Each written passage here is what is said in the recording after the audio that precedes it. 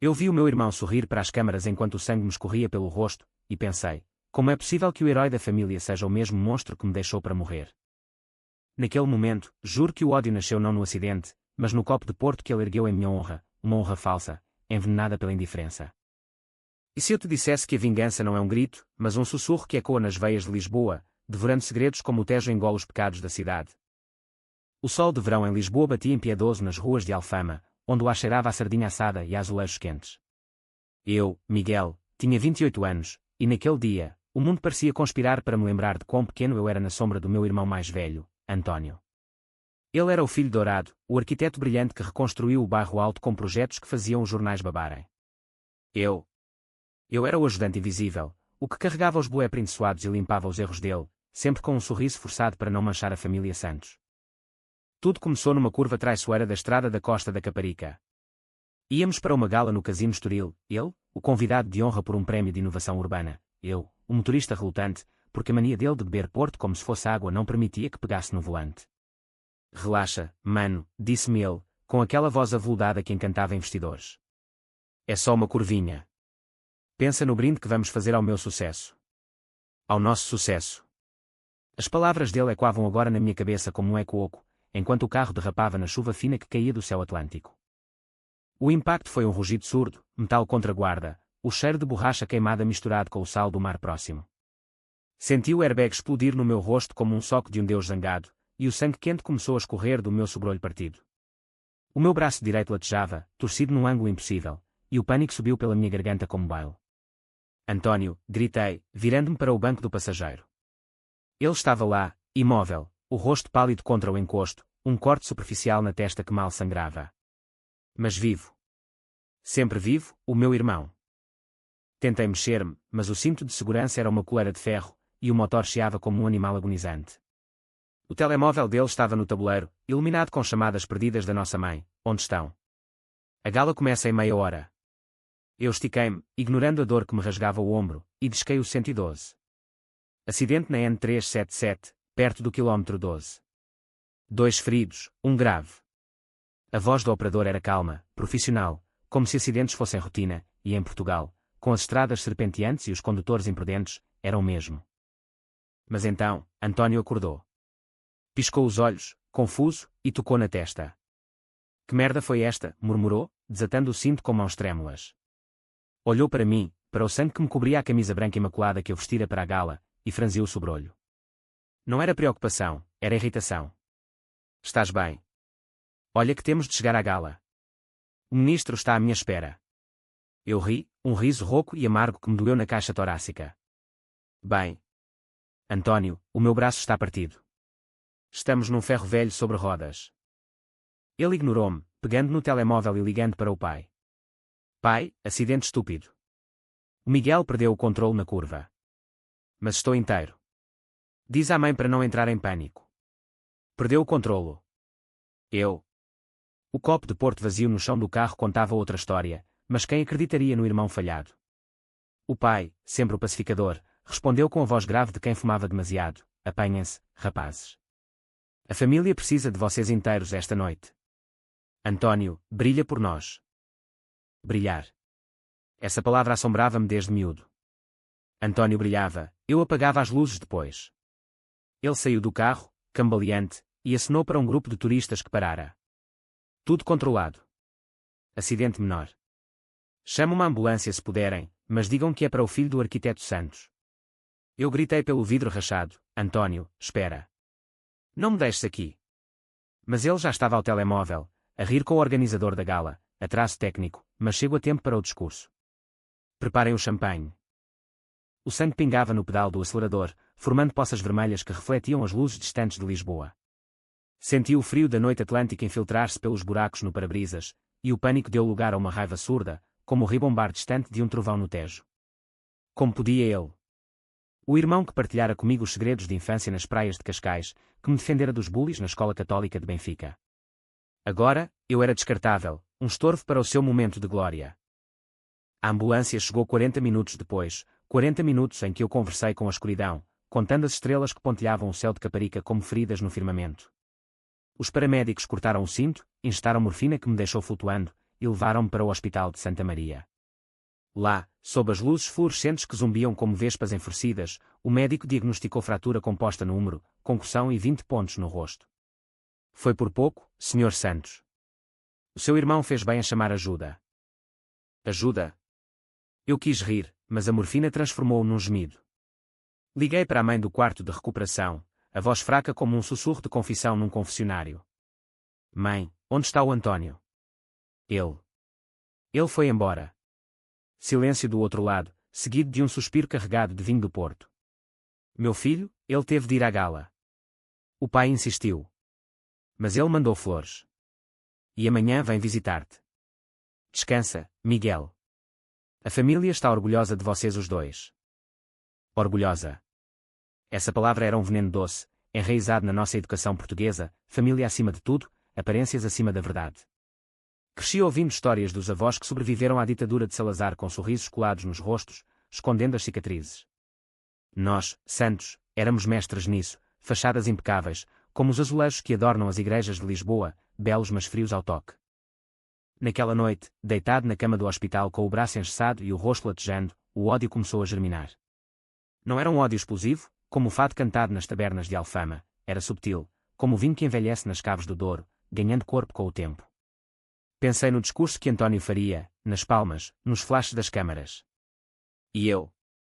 Eu seria a nota de rodapé, o irmão leal que pagou o preço da imprudência.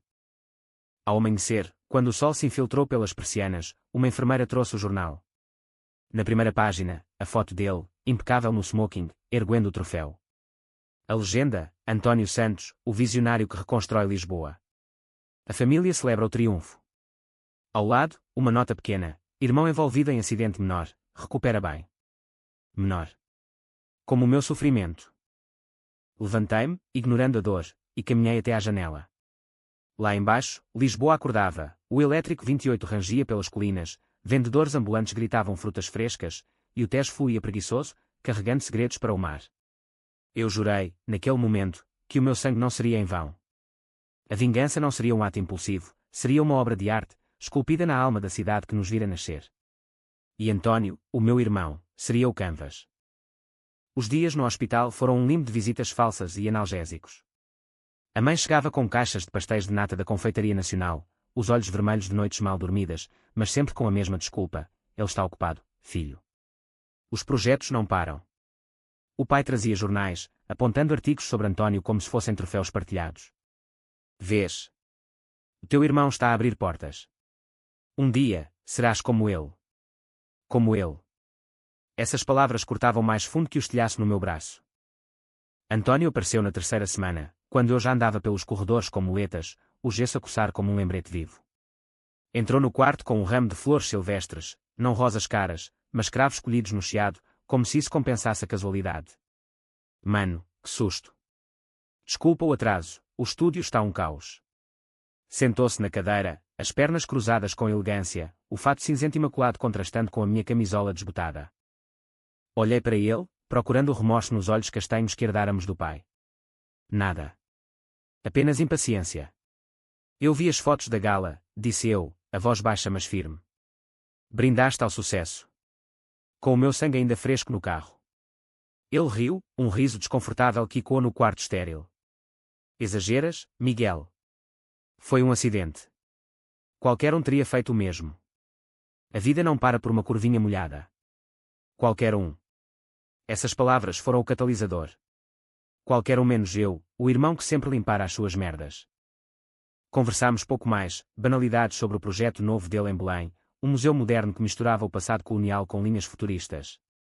Eu acenei, fingindo interesse, mas por dentro, mapeava fraquezas, a vaidade dele pelo reconhecimento, o medo de escândalos que manchassem o nome Santos, a dependência da aprovação familiar.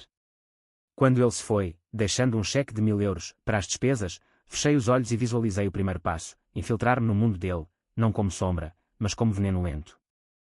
Saí do hospital num táxi para casa, em Alcântara, onde o rio Tejo lambia as margens industriais como um amante negligente. A nossa casa de família era um prédio antigo, com varandas de ferro forjado e ecos de fado nas paredes. A mãe cozinhava bacalhau à brás para celebrar a minha recuperação, mas o cheiro de azeite e cebola só me revirava o estômago. Durante o jantar, o pai ergueu o copo, à saúde de Miguel, e ao futuro brilhante de António. Brilhante. Eu sorri, mas o vinho sob a fel. Naquela noite, no meu quarto apertado, com pôsteres desbotados de Eusébio e livros de arquitetura que nunca lera até ao fim, comecei a planear. Liguei o computador antigo e pesquisei como destruir uma carreira sem deixar rastros. Os resultados eram um labirinto de conselhos sombrios, leaks anónimos, rumores plantados em fóruns, alianças com rivais.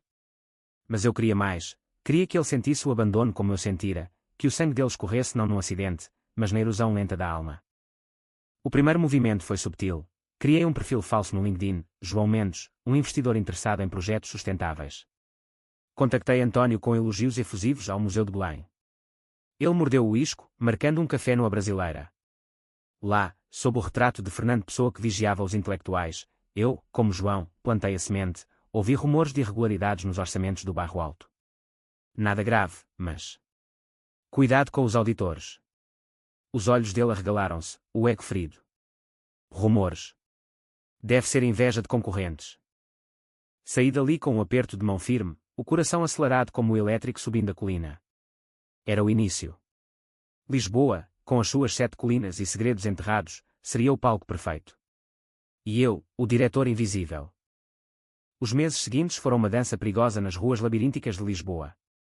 O meu braço curou, deixando uma cicatriz irregular como padrão dos calçadas portuguesas, um lembrete tátil de que a dor não desaparece, transforma-se. Voltei ao estúdio de António como se nada tivesse mudado, carregando maquetas, respondendo e-mails, fingindo lealdade. Mas por dentro, eu tecia a teia, fio a fio, com a paciência de um oleiro moldando barro no Alentejo. António estava no auge, o prémio do Estoril abrira portas para contratos no Porto e até em Coimbra, onde planeava um centro cultural inspirado nos manuscritos da universidade. A nossa mãe, com os seus rosários diários na igreja de São Roque, via nisso a bênção divina. Deus protege os santos, dizia ela, servindo sopa de cação que eu mal tocava. O pai, reformado da construtora familiar, contentava-se com os recortes de jornal colados no frigorífico, como medalhas de um general decadente. Eu observava tudo, absorvendo detalhes como um espião num filme de espionagem low budget. Descobri que António tinha uma amante, uma jornalista do Público chamada Inês, que cobria arquitetura e trocava favores por scoops exclusivos. Ela era o calcanhar de Aquiles, ambiciosa, mas frágil, com um passado de divórcio que a deixava vulnerável a chantagens emocionais. Numa noite chuvosa, segui-os até ao Bairro Alto, onde as lanternas vermelhas dos bares de fado iluminavam beijos roubados. Escondido na sombra de um portal, tirei fotos com o telemóvel, nada explícito, mas o suficiente para insinuar adultério num mundo católico como o nosso. O próximo passo veio num e-mail anónimo para o marido dela, um professor aborrecido em Sintra. Anexei as fotos com uma nota: a verdade liberta. Mas destrói lares. Não assinei, deixei que o veneno atuasse sozinho. Dias depois, o escândalo rebentou num café discreto, Inês gritando na rua, malas atiradas da janela do apartamento. António ligou-me em pânico: Miguel, viste as notícias? A Inês. O marido dela enlouqueceu. Diz que eu roubei a mulher dele. Fingi choque: que horror, mano. Mas tu és casado com a carreira, isso passa. Não passou. O marido, um homem quieto chamado Rui, contactou-me através do João Mendes. Marcámos um encontro num tasco em Moraria, onde o cheiro de chouriço assado misturava-se com o fumo de cigarros. Ele era magro, com olhos fundos como poços de tristeza, e falou baixo, como se confessasse pecados. A Inês mudou depois de conhecer o teu irmão. Projetos, viagens. Eu era o estorvo. Ofereci simpatia, e uma troca, informações sobre os orçamentos irregulares do Bairro Alto em troca de silêncio sobre o meu papel. Rui mordeu: o ódio não é estranhos mais que o amor. Com os documentos que ele me passou, faturas inflacionadas, subornos a inspetores camarários, criei um dossiê digital, criptografado num drive oculto. Não o enviei ainda, deixei marinar, como o bacalhau no sal antes de ser cozinhado. Em vez disso, comecei a espalhar rumores nos círculos arquitetónicos, jantares no Cais do Sodré, onde vinho verde solta línguas. Como Miguel, o irmão leal, sussurrava dúvidas: o António é genial, mas ouvi que cortou cantos no Bairro Alto. Nada comprovado, claro.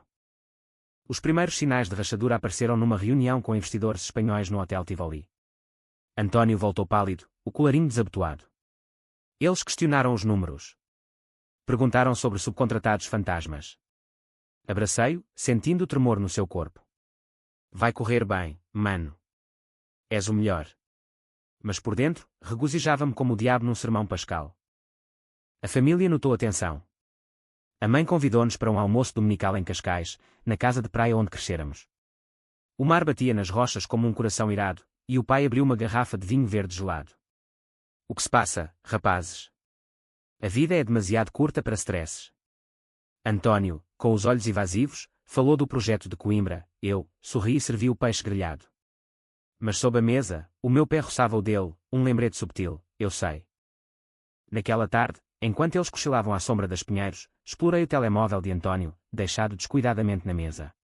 Mensagens de Inês. Acabou, António. O Rui sabe tudo.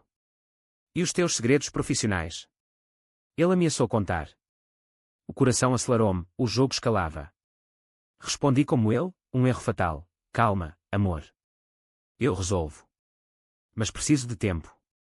Depois, apaguei o rasto. A vingança ganhava corpo, mas o custo começava a pesar. Noites insones, onde o sono fugia como um gato de alfama, e o espelho mostrava um rosto endurecido, com olheiras que traíam um monstro que eu me tornava. Perguntava-me, era isto justiça, ou apenas o eco do abandono? Lembrei-me do acidente, do sangue no pedal, e a resposta vinha crua: justiça é o que resta quando o amor morre. O golpe seguinte foi orquestrado com precisão cirúrgica. Usando o perfil falso, marquei uma reunião com o rival de António, o arquiteto modernista Vasco Almeida, conhecido por caçar escândalos como um falcão. Encontrámo-nos num bar encheado, sob o teto abobadado do antigo convento, onde o uísque escocês queimava como penitência. Tenho provas, disse eu, deslizando um pendrive. Irregularidades no Barro Alto. Usa-as bem, mas devagar. Quero que doa. Vasco sorriu, dentes brancos contra a barba grisalha. Por que anónimo? Inimigo pessoal. Hesitei, o copo gelado na mão. Família. Às vezes, o sangue é o pior veneno. Ele acenou, compreensivo. Portugal é terra de traições familiares disfarçadas de honra. Semanas depois, o primeiro artigo saiu no Expresso: escândalo no Barro Alto, subornos e faturas fictícias numa obra estrela. O nome de António não era mencionado diretamente, mas as fotos do projeto gritavam culpa. Ele entrou em casa como um furacão, atirando o jornal para a mesa da cozinha. Quem fez isto? Malditos invejosos. A mãe chorou, persignando-se. O pai ficou mudo, o rosto cinzento como as nuvens sobre o Tejo. Eu confortei-o, a mão no ombro dele firme. Vamos negar, mano. É fake news. Mas os seus olhos, pela primeira vez, mostravam medo, o mesmo medo que eu sentira no carro, abandonado. O equilíbrio mudava, o caçador tornava-se presa. Enquanto isso, aprofundava-me na psicologia dele, lendo livros de Freud na Biblioteca Nacional, onde o cheiro de papel antigo misturava-se com o meu suor nervoso. Descobri que o narcisismo dele era uma armadura contra o medo de falhar, herdado do pai que sempre o comparara ao filho perfeito. A minha vingança não seria só financeira, seria uma dissecação da alma, expondo as inseguranças que ele enterrara sob camadas de sucesso. Numa noite de insônia, caminhei pelas margens do Tejo, onde os barcos de recreio balançavam como berços de segredos. O rio, testemunha eterna, sussurrava promessas de absolvição. Mas eu não queria absolvição, queria equilíbrio. O sangue dele correria, não em veias, mas em manchetes e sussurros, até que ele implorasse o perdão que me negara. O projeto de Coimbra vacilou primeiro. O presidente da Câmara ligou para António, voz gélida como o vento do norte: precisamos de garantias. Os escândalos do sul não chegam aqui. Ele desligou, o rosto contorcido, e virou-se para mim: Miguel, ajuda-me. Contacta os teus amigos na imprensa. Diz que é mentira. Amigos? Eu ri por dentro. Claro, mano. Por ti, faço qualquer coisa. Mas em vez de ajudar, alimentei o fogo. Como João Mendes, enviei o dossiê parcial para um blogar de arquitetura em Coimbra, com notas sobre conflitos de interesse. O post viralizou nos fóruns locais, e o contrato evaporou no e-mail formal: reconsideramos a parceria. António quebrou naquela noite. Bateu à minha porta às 2 da manhã, cheirando a gin e desespero. Eles cancelaram tudo. Tudo. Caiu no sofá, a cabeça nas mãos. Pela primeira vez, vi lágrimas, não de remorso, mas de raiva impotente. Abracei-o, murmurando consolos, mas o meu coração cantava um fado sombrio de triunfo. A família reuniu-se em emergência, num jantar tenso no restaurante O Faustino, em Alfama, onde o fado ao vivo parecia ecoar as nossas dores. A mãe, com o jal bordado puxado sobre os ombros, implorou: unam-se, filhos. A família é o que resta. O pai, bebendo vinho tinto como remédio, propôs: Miguel, assume o estúdio temporariamente. Dá tempo ao António para se recompor. Assumi. E com isso, o poder. Nos dias seguintes, como diretor interino, alterei contratos subtilmente, atrasos em pagamentos, cláusulas que favoreciam subcontratados meus aliados. Nada ilegal, mas o suficiente para corroer a confiança. António via-me com olhos novos, gratidão misturada com suspeita. Estás a fazer um bom trabalho, mano. Talvez devesses ter sido tu o arquiteto. Talvez.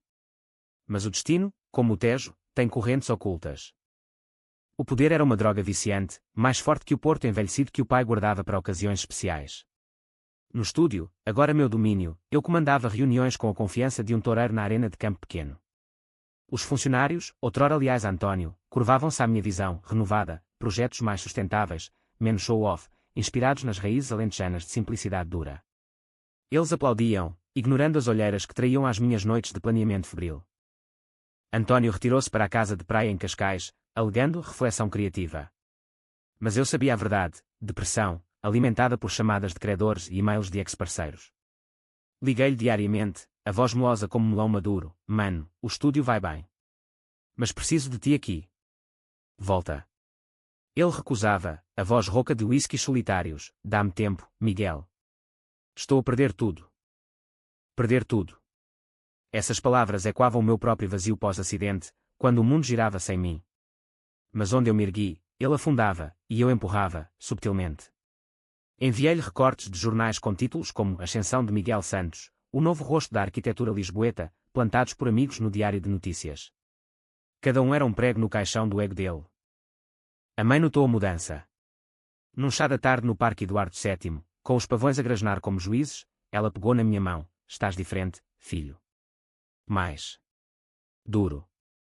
Como o teu pai nos anos 70, quando a Revolução o quebrou. Sorri, oferecendo-lhe um pastel de Belém. É o stress, mãe. Mas pela família, aguento.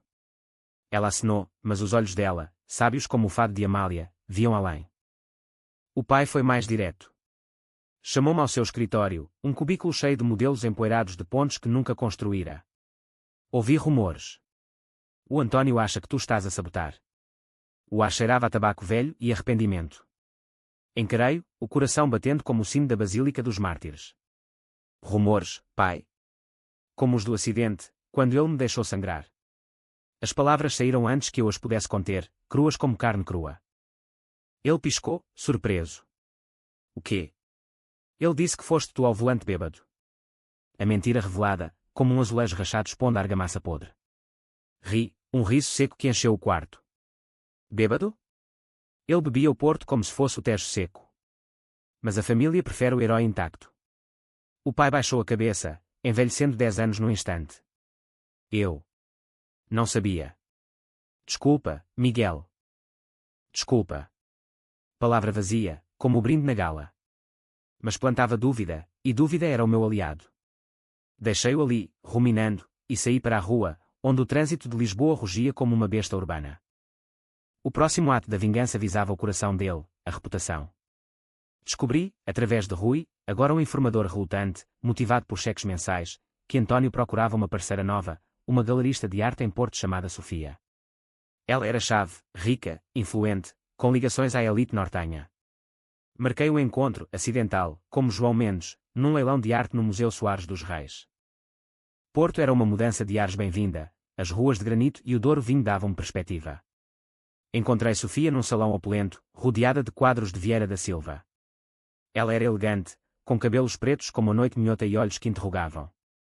João Mendes. O investidor de Lisboa. Apertei a mão dela, sentindo o perfume de lavanda. Sim. Ouvi que procura parcerias arquitetónicas. O meu amigo António Santos é brilhante, mas tem bagagem. Deixei cair o nome como uma isca, e ela mordeu. Bagagem? Conte-me. Sobre vinho do Porto, tece a teia, adultério, subornos, o acidente onde deixou o irmão a morrer por uma gala. Exagerei o suficiente para picar, mas mantive a veracidade como âncora. Sofia franziu o sobrolho, interessante. Eu valorizo integridade. O gancho estava plantado. Dias depois, António ligou em fúria. Quem és tu, João Mendes? A Sofia cancelou tudo. Disse que ouviu coisas feias. Fingi ignorância no telefone. Mano, relaxa. Deve ser coincidência. Mas desliguei com um sorriso, saboreando o pânico na voz dele. A escalada veio de dentro de casa. O pai, corroído pela dúvida, confrontou António numa discussão que ouvi através da parede fina. Disseste que o Miguel estava bêbado. Mentiste ao teu próprio pai. Gritos, pratos partidos, o som de uma porta a bater. A mãe chorou no corredor, abraçando-me como se eu fosse a criança perdida. Porquê, filhos? Porquê esta raiva? Raiva.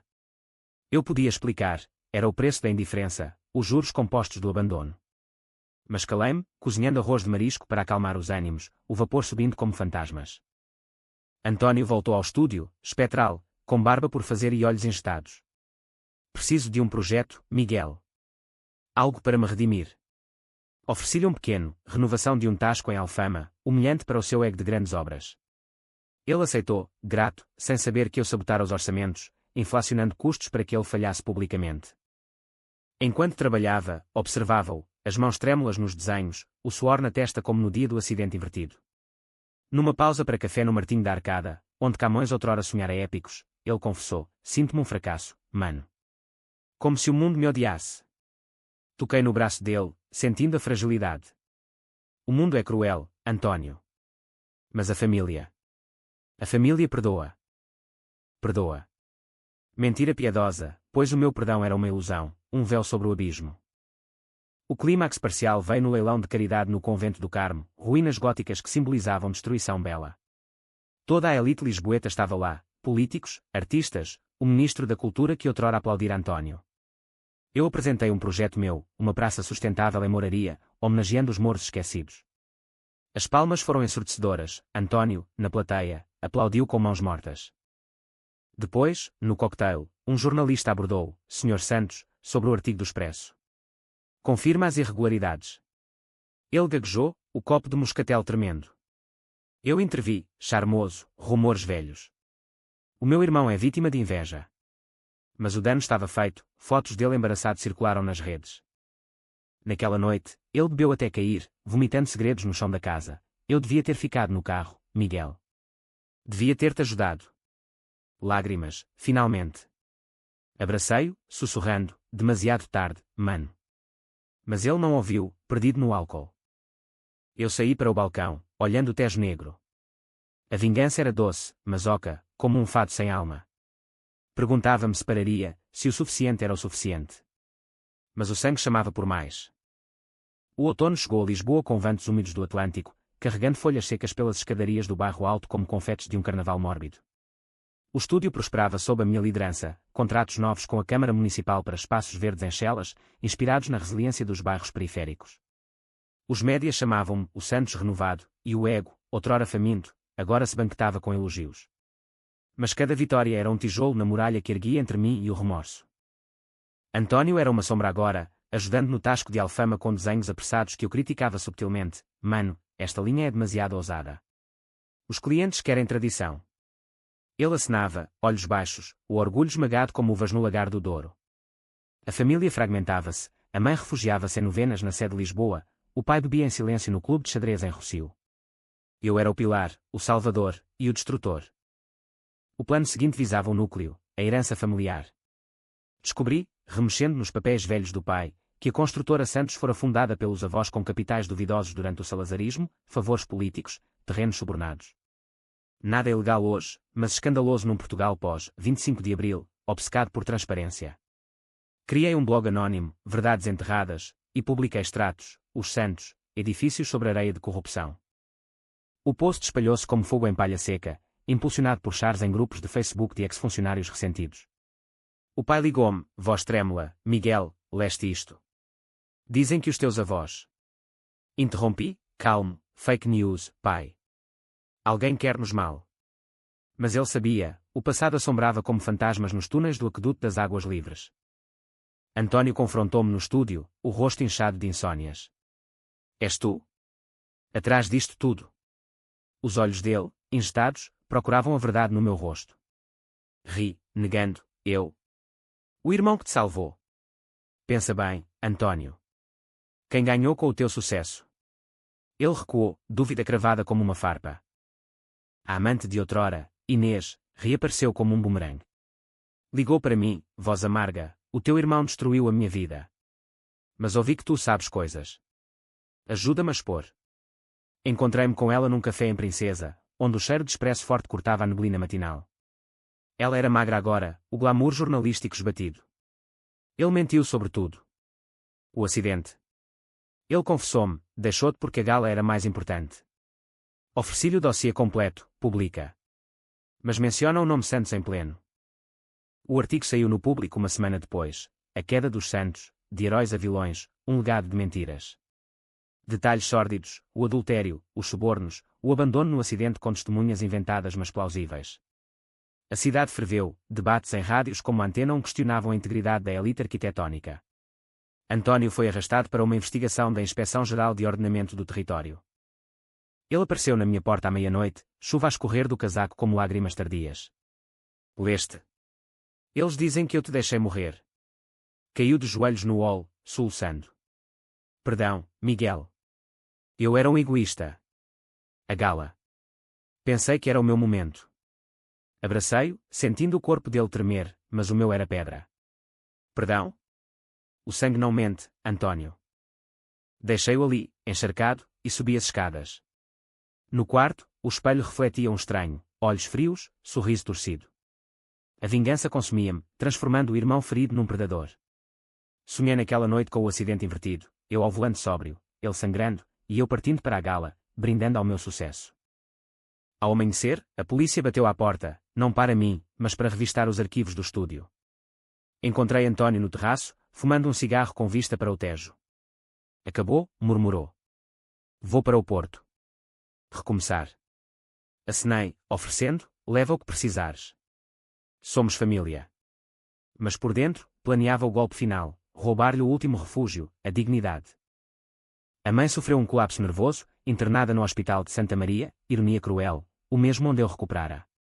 Visitei-a, levando flores do mercado da Ribeira. Porquê, Miguel? Porquê esta dor? Sentei-me ao lado da cama, segurando a mão dela enrugada. Pela verdade, mãe. O António mentiu. Sobretudo. Ela chorou, sussurrando orações ao menino Jesus. Saí dali com o peito apertado, questionando se a justiça valia o preço da família despedaçada. O pai, enfraquecido, assinou a transferência do estúdio para mim, temporária, disse, mas os papéis eram definitivos. Protege o nome Santos, implorou. Protegi, sim, expandindo, contratando jovens talentos de escolas como a de Belas Artes, tornando um farol de integridade. Mas cada decisão era tingida de veneno, um tributo ao sangue derramado. António partiu para o norte num comboio alfa pendular, malas leves como o seu espírito quebrado. Mandou uma mensagem, obrigado por tudo, mano. Talvez um dia percebas o quanto te amo. Apaguei-a, sem resposta. O amor dele era condicional, o meu ódio, eterno. Em Lisboa, sozinho no topo, comecei a sentir o vazio. As festas no estúdio, sardinha assada no Terreiro do Paço, fado ao vivo, eram vazias sem o antagonista. Contactei Rui uma última vez, mais um favor. Envia cópias dos documentos para o Ministério Público. Ele hesitou. Estás a matá-lo, Miguel? Respondi. Ele matou-me primeiro. O julgamento veio como uma tempestade de inverno, com depoimentos no Tribunal de Lisboa cheios de ecos como num claustro franciscano. António, de fato cinzento, defendeu-se com voz fraca. Foi um erro. Um momento de fraqueza. O procurador citou o acidente, fraqueza que quase custou uma vida. O juiz, um homem idoso com sotaque alentejano, condenou a suspensão profissional por 2 anos e multa pesada. Eu testemunhei, impassível, jurando a verdade, sim, ele partiu. Para a gala. As câmaras capturaram o momento, manchetes gritavam, irmão contra irmão, o fim dos Santos. Depois, no café em frente ao tribunal, António aproximou-se, algemado em espírito se não em ferro. Porquê, Miguel? Eu confessei. Olhei nos olhos, vendo o reflexo do meu próprio sofrimento. Porque o sangue clama, mano. E o teu correu seco enquanto o meu jorrava. Ele virou-se, cocheando para a chuva, e desapareceu na multidão lisboeta. Eu fiquei, bebendo café amargo, sentindo o peso da coroa de espinhos que forjara. Mas a vingança não parava, evoluía. Comecei a sonhar com mais, expor o pai, talvez, ou a mãe e os seus segredos de juventude. O abismo olhava de volta, e eu piscava primeiro. O inverno de 2025 trouxe geadas raras a Lisboa, cobrindo os paralelepípedos de chiado com um véu branco que derretia depressa, como as ilusões de redenção. O estúdio era agora um império em miniatura, projetos em Oeiras, um centro comunitário em Amadora que ganhara prémios da União Europeia por Inclusão Social. Eu era convidado para painéis na Fundação Calouste Gulbenkian, debatendo ética na arquitetura pós-crise, ironia que me fazia sorrir em privado. O público aplaudia-o, herói humilde, ignorando as cicatrizes sob o fato. António instalara-se no Porto, num apartamento modesto no Bonfim, trabalhando como consultor freelance para galerias pequenas. Contactava-me-nos por mensagens esporádicas, como vai a mãe, dele, melhorando, minha, sem calor. A família reunira-se para o Natal em Cascais, um affaire tenso com peru assado e conversas forçadas sobre o tempo. Ele chegara magro, barba crescida, olhos que evitavam os meus.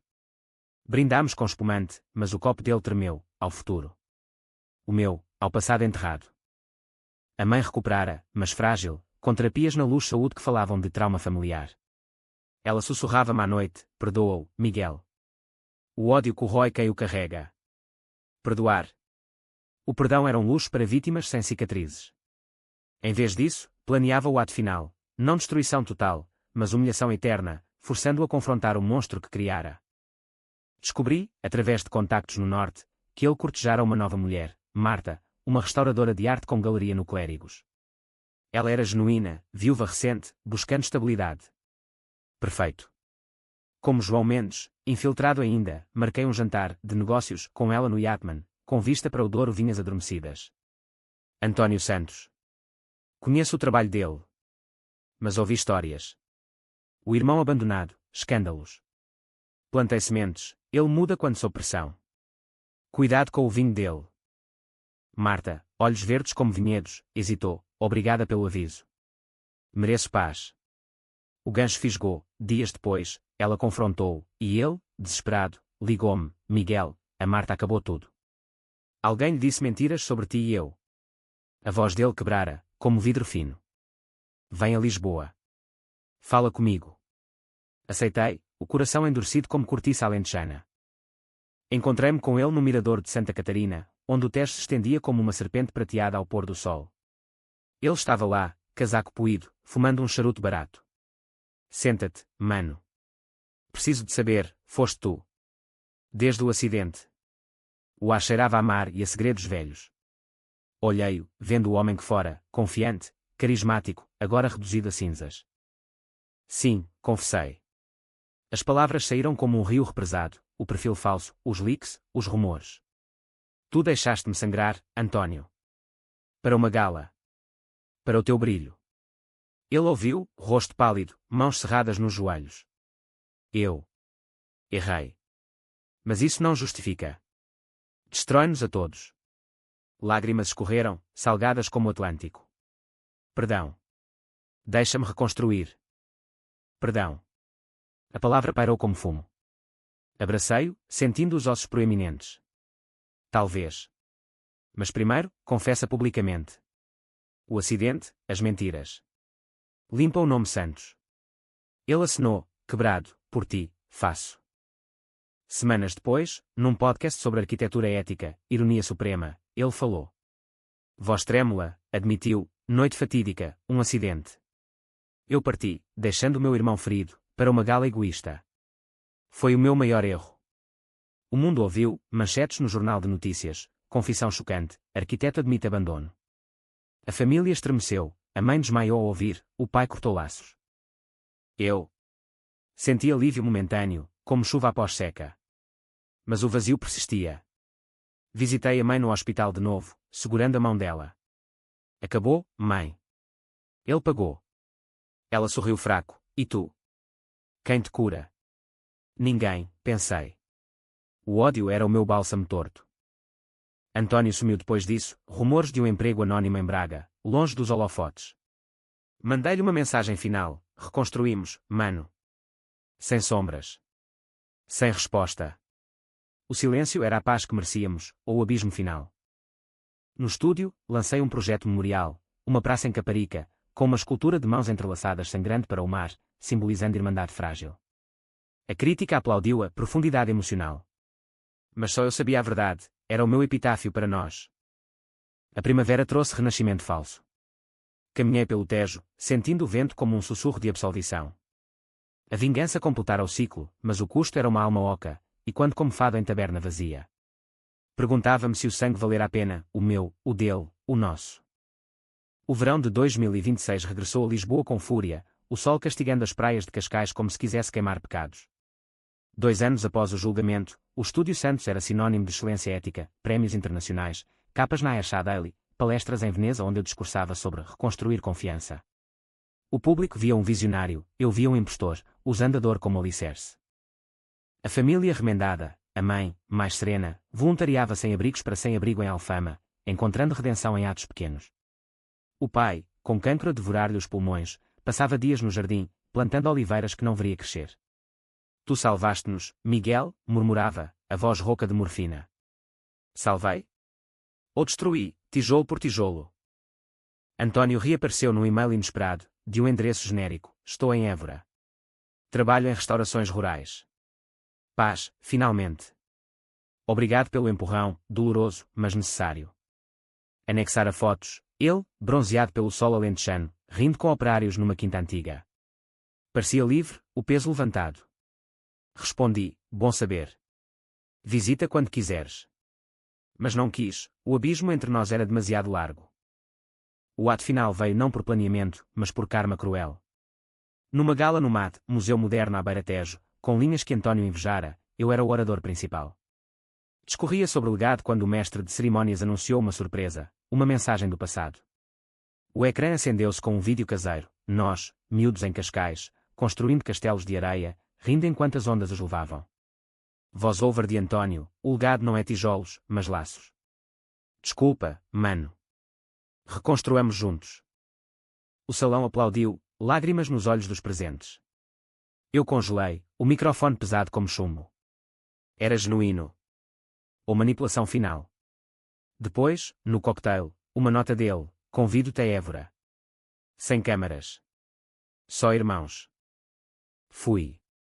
O comboio para o Alentejo balançava como um berço, campos dourados desfocando pela janela. Évora era Timelse, templo romano, ossos na capela dos ossos que sussurravam, nós ossos que estamos aqui aguardamos os vossos. Encontrei-o numa taberna simples, cheiro de migas e porco preto. Ele ergueu um copo de tinto, saúde. Sem fantasmas. Conversámos horas, o acidente, dissecado como cadáver, as mentiras, confessadas como pecados, a vingança, analisada como uma doença mútua. Eu criei o monstro em ti, disse ele, olhos claros agora. Mas tu libertaste-me dele. Ri, pela primeira vez sincero, e tu? Quem te libertou? Ele apontou para a planície, a terra. Aqui, sem sombras de Lisboa. Ficámos dias, ajudando na quinta, bebendo sob estrelas que pareciam mais próximas. O pai juntou-se, fraco mas sorridente, a mãe enviou fotos de rosas. Não era perdão instantâneo, cicatrizes não desaparecem, mas um começo, como semente no solo árido. Voltei a Lisboa mudado, o ódio evaporado como neblina matinal. O estúdio evoluiu, convidei António para consultoria remota, projetos conjuntos que misturavam a ousadia dele com a ética minha. A família curava, devagar, como vinha envelhecendo. Numa noite de São João, fogueiras em Alfama, abracei-o junto ao Tejo. Sangue ou não, somos santos. Ele sorriu, e sobrevivemos. A vingança ensinara-me, o verdadeiro drama não é a queda, mas a ascensão das ruínas. E nas veias de Portugal, o sangue corre, não para vingar,